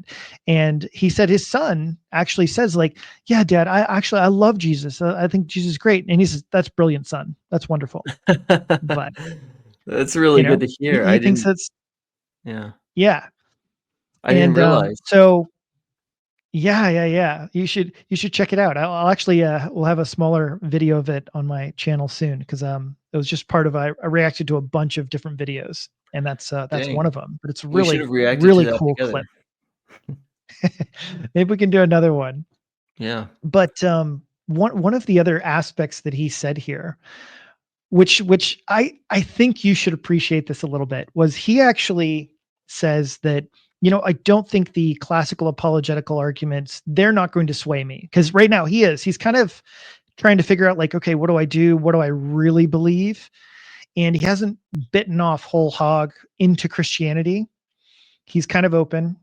Is that he's like, yeah, I don't like the regular apologetical arguments. I feel like the apologists are playing too much on the secularist turf, right? By just assuming all of this. And instead, he says, what would be the thing to change my mind? It's going to be a narrative. He's like, I've got to find a narrative that is so compelling that I just have to believe it. It's so beautiful and so majestic that that's what I have to believe. And so he's like, it's far more likely that someone like C.S. Lewis is going to win me over. And he said this also because he said that, because the problem is that on atheism, there is no narrative. Yeah, There is that's no exactly beautiful right. story. Yeah. And so he recognizes that hole, and he's like, if there was something like that for me to grab onto, then maybe that would win me over. It's interesting because there's this book by Alex Rosenberg. It's about how atheism, like what atheism means, what it actually entails, because Alex Rosenberg is himself an atheist, and he's very much a materialist, and he's very much into scientism, and he is writing this book saying if atheism is true, like we believe, then that means these things are also true. And one of the first things that he talks about is how atheism is at a huge disadvantage when it comes to the narrative, because it really doesn't have one. It's just an is sort of worldview. It just is the case. And we can kind of explain things in a materialistic sort of way, but there is no grand story at all. There just simply is not. And kind of reminds me of Carl Sagan. He tried to give a grand narrative from a godless sort of worldview, but I think that it really wound up being very empty and vapid. He would say billions and billions of stars or whatever, and talk about how we're all stardust, and like that's supposed to be inspiring or something. And I just think that that stuff is really corny and completely fails. It's like, who really gets inspired? Like, oh yeah, star blew up like 5 billion light years away, and now here I am, and I'm stardust. Yay! How cool! I just think it's really lame, and I think everybody on some level knows that that's really lame. And so, yeah, we human beings do crave a grand narrative. And I think that that's because we live in a world with a grand narrative. Why do we have this craving? Is it really just an illusion? Is it just cope? Or do we live in a world that has a grand narrative and we're trying to discover it? Why would we have that craving and that desire if there was nothing in the world that could fulfill that craving and that desire? That would be very strange. C.S. Lewis actually makes this point. You brought up C.S. Lewis. He says, you know, um, every animal has a craving for something that can fulfill it. There's no animal that craves something that cannot be fulfilled, because the reason why it craves it is because there's something in the world that can satiate what it wants, and the human craves things that belong in another world that are not of this world. And so there must be another world, basically, I think is paraphrasing what C.S. Lewis is arguing. So I Mm-hmm. absolutely agree that there needs to be a grand narrative, and I think that there is a grand narrative. And I also, of course, think that Christianity is the greatest grand narrative. And I hope that Carl Benjamin is reading the New Testament and seeing how amazing Christianity is. Yeah, I certainly hope something comes around, but I do feel like I'm just addressing the cultural shift that has happened. And to me, he's part of it. He's part of it. And then even, who else has commented that he doesn't want things to change is Richard Dawkins. He Yeah, doesn't true. like all of some of this other progressive stuff. He's like, he Hmm. likes his cultural Christianity. But the other Hmm. person that I think about in this category is Tim Pool. Oh And yeah. again, it's just to mention because, he's another person that isn't really explicitly Christian, but he is also, kind of on record. He's like, yeah, he's open to God and all this. And then, of course, the last one that's been a huge name lately has been Joe Rogan. Joe Rogan, yeah, And I was just thinking about that. you know, yeah, and it's just about, I'm just saying again, the cultural shift has been huge. And it's not necessarily been like all of these guys getting saved, but it has been a going away from the new atheism, where the internet used to just be super loud with only, the new atheism was very, very strong. I Yep. think there was a lot more out there, but people are kind of backing off a little bit. But I want to tie this together a little bit with something that you are rather famous for, and that is that I did not fail to introduce you as the meme legend, because you have have made some of the greatest memes and easily some of the most recognizable on X, receiving literally, I do not exaggerate to the audience when I say millions of views, millions and millions of views. And so can you tell us, like, what inspired you anyway to create these memes, and give like some examples? Like, you have so many memes about this stuff to communicate your messages regarding even, yeah, moral arguments, atheism, and and the like. Yeah, okay, so I've just always thought that memes are really fun to interact with, and I think that they're a great way to communicate a simple idea in a funny way that just isn't going to land nearly as well if there was no meme. So I just think that memes are incredibly powerful, and there's a reason why they're called memes. I mean, Richard Dawkins coined the phrase, but the idea of memeing was around before Richard Dawkins coined it. And I just think that they're incredibly effective. I mean, the whole point of being on social media at the end of the day is to communicate. If you're not communicating on social media, what are you doing? Especially if you have a message, you want to communicate, and you should be trying to communicate your message as efficiently and effectively as you possibly can.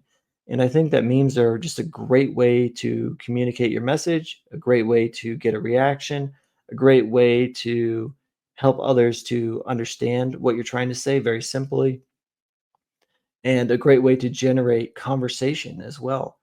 And so I'm just a huge advocate for memes, and I think that a lot of Christians, they don't like to use memes, and I think that that's a mistake. And also, a lot of Christians don't meme very well, frankly, the ones that do try. But memeing well is not something that comes naturally to most people, and it didn't come naturally to me either, I'll have you know. When I first started, my memes were not very good. I go back and I look at my memes when I first started, and I'm like, "Ugh, that was pretty bad," So, and I'll probably look at my memes now in 10 years, assuming I'm still doing this, and I think I will be in 10 years. I'll probably look back at my memes now and be like, "Oh man, those weren't very good either." So, who knows how good my memes will be in 10 years, right? But yeah, I just am a huge advocate for memes, and some of the best memes that I've put out that have done really well. You asked for some examples. There's this one where, if you know of Key and Peele, there are these two black comedians, and there's this one meme where Key is sweating as if he's on that show, Who Wants to Be a Millionaire? And the template is where he's being asked a question, and obviously the question is making him uncomfortable because he's sweating. And then there are four multiple choice answers. And I made a meme where I asked the question, as an atheist, how do you justify saying that it's actually wrong to like rape a child or something like that? And then the four possible answers are one, me no likey, two, brute faxio, three, society says, and then four, um, no idea or something like that. I can't remember exactly what the answers were, but it basically sums up the typical ways that atheists try to go to explain morality, and it's all ridiculous. And that's what the meme points out, is that there is no actual good answer for why it is wrong to, like do these terrible things to children and so on and so forth. And I've actually posted that meme twice. The first time I posted it, it got 3 million views. And the second time I posted it, it got 16 million views. So it actually did better the second time. And that meme Yeah. really upsets atheists. I mean, and it's so funny the reaction I get, because they all want to say, "Oh, you just need a book to tell you what is good." And I'm like, "Okay, well, what are you using to tell you what's good? Is it just your opinion? I mean, you just wake up in the morning and you just decide what is good? I mean, what happens if you decide tomorrow that it's okay to molest children? Then it's okay. Is that really what you believe? I don't think it is." So, anyway, that's one example of one of my memes. But I mean, I've made over 1,000 memes. I think it's 1,100, and I didn't even start watermarking my memes until I'd been doing it for about a year and a half. So I have almost 800 memes that are watermarked, which is quite a bit, and yeah, a lot of them have done pretty well. Some of them not so good, but I learned too. I learned kind of like what works, what doesn't work, what templates I should use, which ones I don't. And sometimes I experiment. I'm like, I really don't know if this is good or how it's going to do. So I just kind of throw some stuff at the wall and see how well it does. You have to be willing to take risks when you want to create content. You have to be willing to be a bit adventurous, and to not get good results. I don't always get good results, but I always learn. So, So I've got to tell you about one of my favorites. And this is also something that I'll tell you about one of my favorites, but I want to actually lead in with this other story that's actually about you. And because you have actually debated, argued against lots of these atheists, and my first thought was like, okay, cool. Like, Daniel's doing that sort of thing. But one of the areas that I didn't even anticipate being a extra perk was actually getting in on a space one time. So there was a space where a bunch of other Christians were all talking, and it was a bunch of, most of them in this case was actually a bunch of the other housewives of other Christians. So it was a bunch of, trad wives and Christian wives, and they're all in there talking, and they were ended up talking about you. And your wife was in the space, which is why one of the reasons they were talking about you, but they were all just saying, like, talking to your wife and saying like, "Hey, we're so grateful for your husband," because a lot of us, of course, don't like and don't agree with the other atheists, don't know how to respond to the atheist questions, don't know how to respond to all their objections and their rhetoric, but they were encouraged and their faith was built up watching you do it. So they're watching you engage all these atheists in a much better way than they could. And that was building them up because they're going like, oh, okay, like those are good responses. Those are good answers to these atheist objections. And so I think that's really important to highlight. And one of the ones that you kind of contribute to the conversation um, is this idea about evidence. And it's one of my favorite ones that you created. And it's the scene from Lord of the Rings, right? It's the scene from Lord of the Rings. And in this case, it wasn't just a meme. You did an entire movie clip with like, subtitles below it.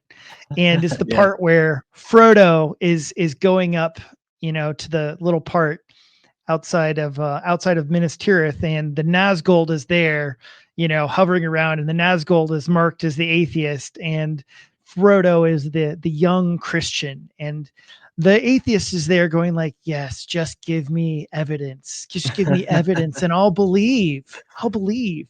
hmm And if you've been on X, the other Christians will understand. But I'll tell you, for a lot of other people that don't ever do X, they actually have no idea what's going on. And I actually had this one time where I was engaged as well with an atheist, and the atheist kept begging me, "Hey, give me evidence, give me evidence." And my buddy was frustrated. He's like, "Dude, Adam, why don't you just give him evidence and show him that God exists?" Right? But I wasn't really doing that for exactly this reason. And it's that the whole point here, right, is that there's the Nazgul, there's the atheist. Yeah, come on, man. Just give me some evidence. Just show me that God exists and I'll believe. I'm Yeah. willing. I'm ready. I'm a Yep. nice guy, right?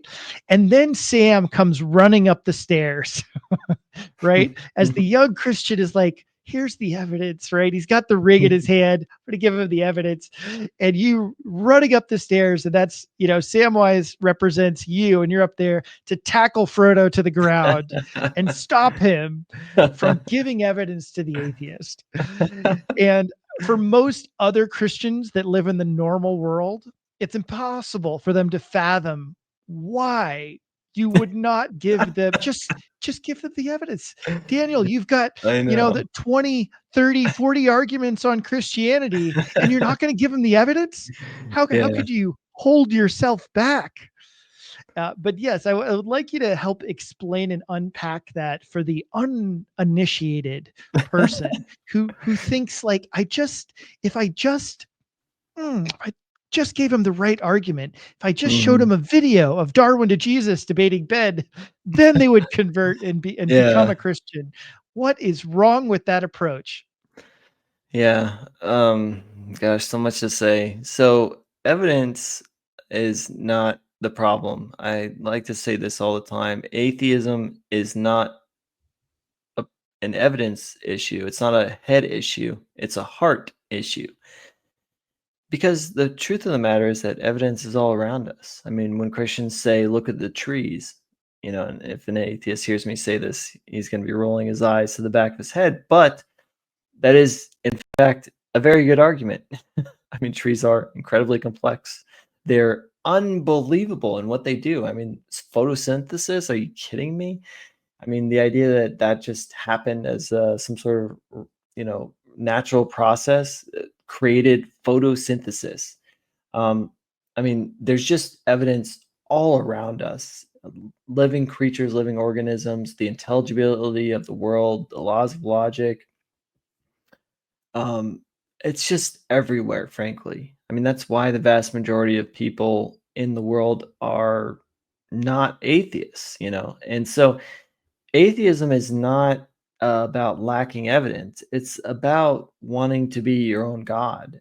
It's about wanting to care about something else more than you care about God and trying to deny the sovereignty of God. That's what atheism is really about. So when these atheists come to Christians and they say, "Oh, can I just have some evidence?"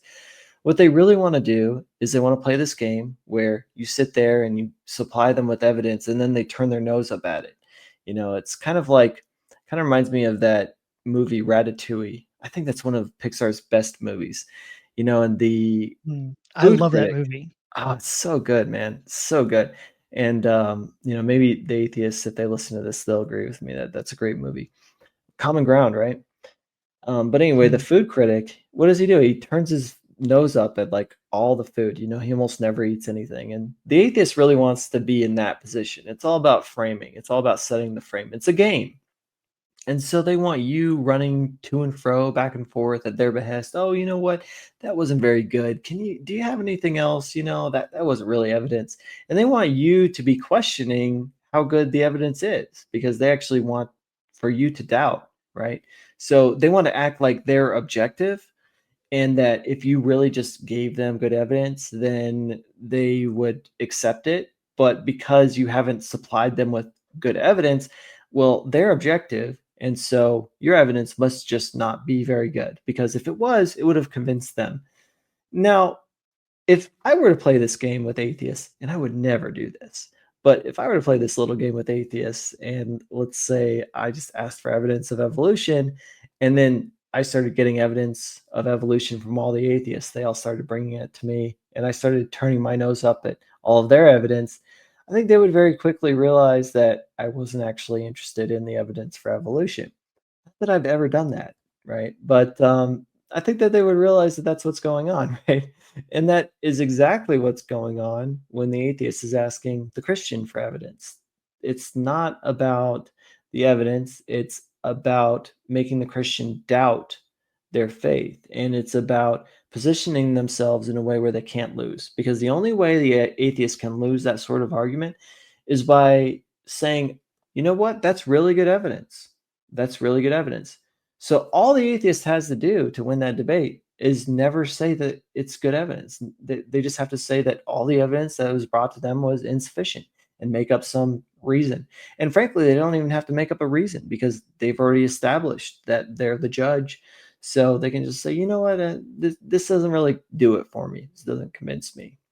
It's not very good, Yeah, not very and so strong. this is where I think some other people, they just don't understand that a lot of the guys who are asking for evidence on there, they're not honest skeptics.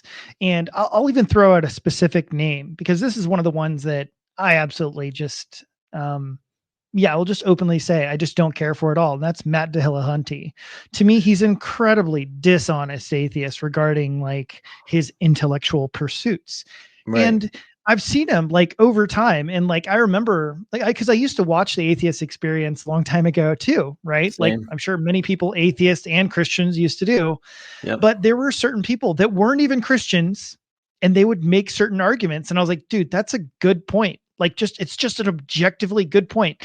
And Matt would just kind of sneer at it, like, oh, well, no, no, no, blah, blah. And even if you watch his debates, and other people have pointed this out, and I think this is to me just absolutely like the creme de la creme, like, okay, dude, you're not serious. Because when he gets pinned in a corner, he just says, well, that doesn't convince me. That's a matter of your personal psychology. It's not a matter of it's an objectively good point or not. And yeah, he just says that doesn't convince me. Yep. Okay, so what? Like Right. it definitely shows like you're not interested in the truth. It's not Yep. about the truth. It's just about your own personal opinion. And he doesn't really care for much else. And that's the part where I think that yeah, you have done some really good counter trolling, and that's something else that some other people have.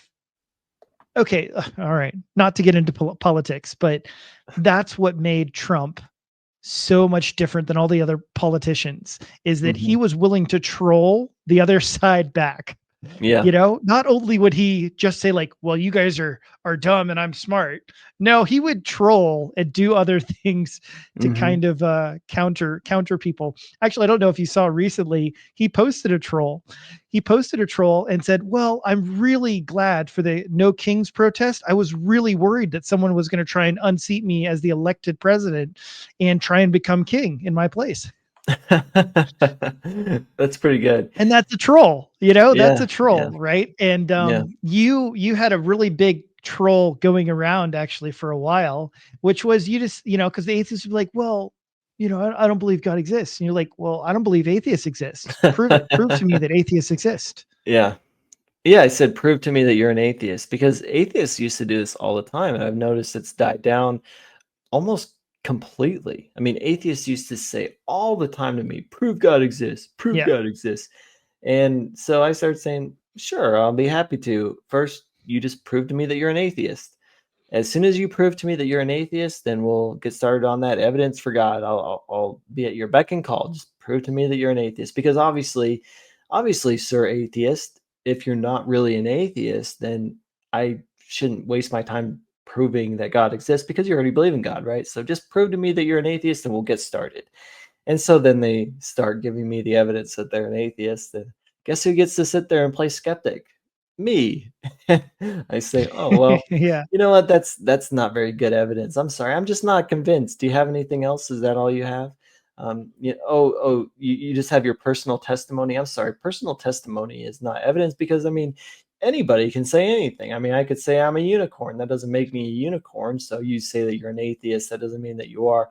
Oh, you have friends that say that you're an atheist? Well, I mean, people can lie, right? So that's really not compelling at all. Do you have anything that's actually good evidence? Because all this stuff is really weak. I'm sorry. And man, that really upsets them. But this is the game that they run on Christians all the time. And I did this really, really big troll that I had going for about a week. And I've got it bookmarked. It's hilarious, where I was doing that and people were, it was a totally new thing. Nobody had really done that ever before. And so all these atheists were trying to prove their atheism to me in there, and I was just, trolling the ever living daylights out of them. And all the Christians got it; they thought it was hilarious, and all these atheists had no idea what I was doing until it was too late. And the Christians were just laughing. Man, it was one of the funniest things. I think it was one of the funniest things that's ever happened on Twitter, in my opinion. But it was definitely funny. It was really, really funny. So, yeah, and, I feel like I made my point there, and I think I made my point so well that I literally almost never hear an atheist come up to me and say, "Prove God exists." It happens, like, once a month, and it used to happen, like, 10 times a day, you know? So, I feel like I've Yeah. made No, great totally. progress in that. Yeah, and that's where I do think that yeah, your trolling and your memes have been effective.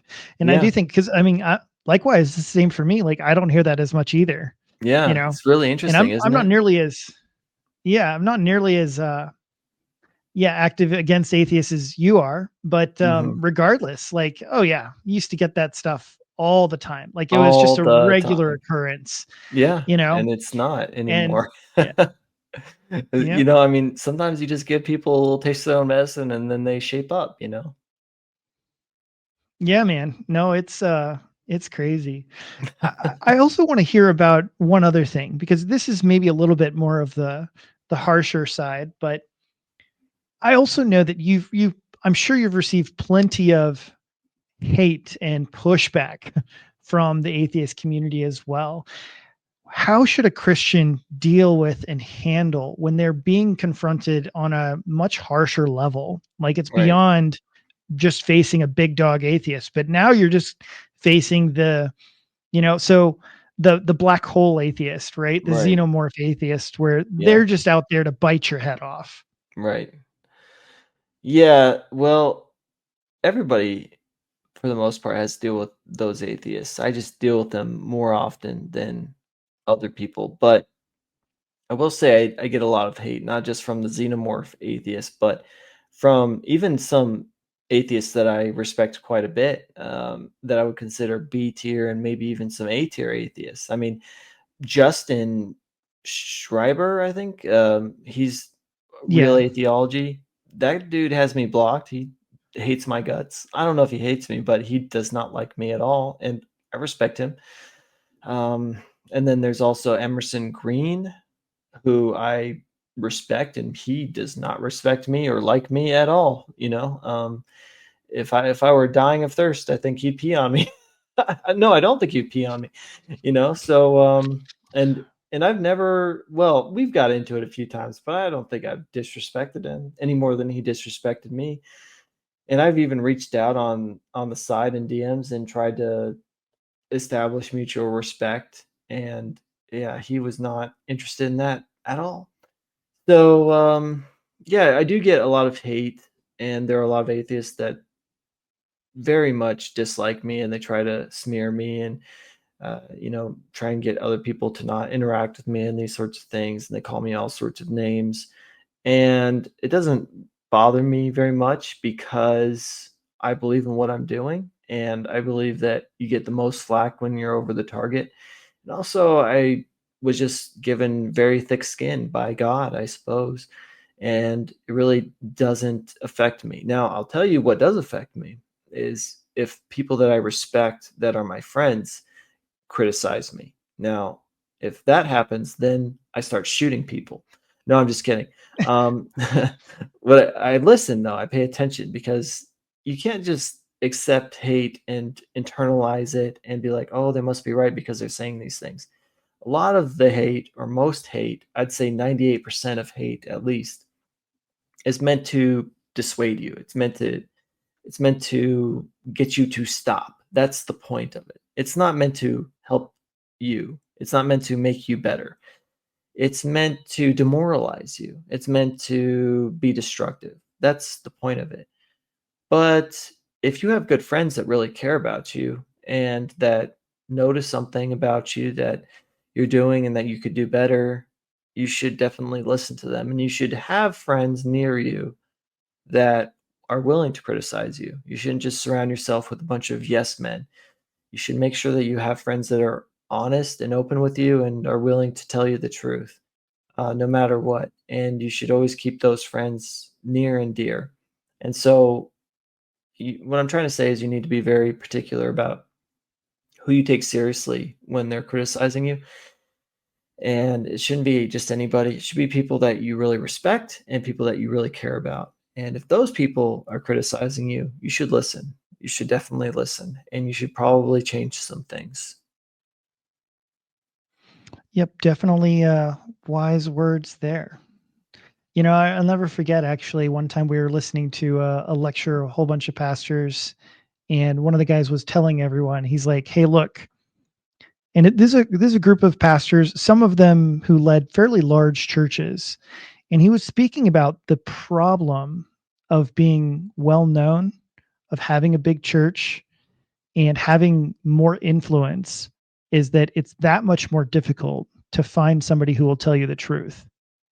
He said that's one of the biggest problems is that your feedback loops will become less transparent, less honest, and more difficult to discern who's really giving you good and honest feedback. And I think that that's a major problem even for influencers, because the bigger you get, the more somebody always wants something from you. And it's that much more challenging to discern, like, okay, who's in it for me Yeah. and who's in it for something else. Yeah, exactly, and that's why you just really need to try to find friends that have strong character and friends that care more about y you and like, your benefit or whatever than they do about, like, what you can do for them and that sort of thing. And it is very difficult to find people like that, but they're out there. I mean, in my opinion, you're one of my best friends that I count on to tell me what you think and what you see, so I'm literally talking to one of a handful of people that I really trust and respect. And we've had those sort of conversations, you and I. And there are a few other people that I consider in that pool. And, like I said, when you find people like that, you need to keep them close to you. Even if they tell you things that you don't wanna hear, that's really, really valuable, actually. It's very valuable to have somebody that cares about you and that will be honest with you, and you need to listen to those people very closely. So, Yeah, no, definitely really important. The one thing I'm gonna add, and we'll kind of begin to wrap up here, but the one thing I think is really, really important is just having I'll never forget this. It was one of my youth pastors. And I once kind of asked him like, "Hey, like what's kind of the secret and key to like doing well in life and Christianity and everything?" And he said, "Make sure you do your devotions for you and not for anyone else." And he was kind of speaking partially in that pastor mindset. And I say that also for every influencer because the temptation is to study, to read, to pray for somebody else so that you can produce more content, so that you can disseminate something to the world. But if you're not doing it to make that connection between you and God, you're missing out. And if you do it for long enough, you'll end up feeling hollow and empty years down the road when you could be full up of the Holy Spirit, full up of your relationship with Christ. And then when everything else falls apart, you'll still be intact. And so I think that finding yourself connected with God and connected with others really is kind of part of that fulfillment of God's two greatest commandments to love him and to love others. yeah, I really couldn't agree more, and it's something that can't be said enough, frankly, and it's very easy to lose sight of that, because we all get caught up in our day-to-day lives, and it's very easy to care about what's happening in the here and now and to lose sight of what's truly important, so absolutely agree.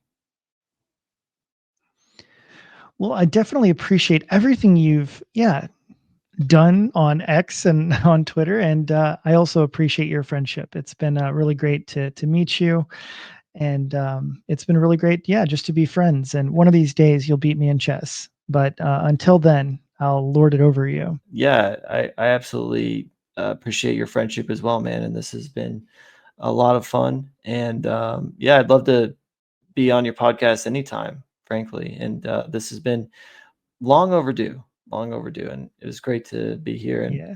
and chat about all this stuff with you, especially morality. I love talking about that.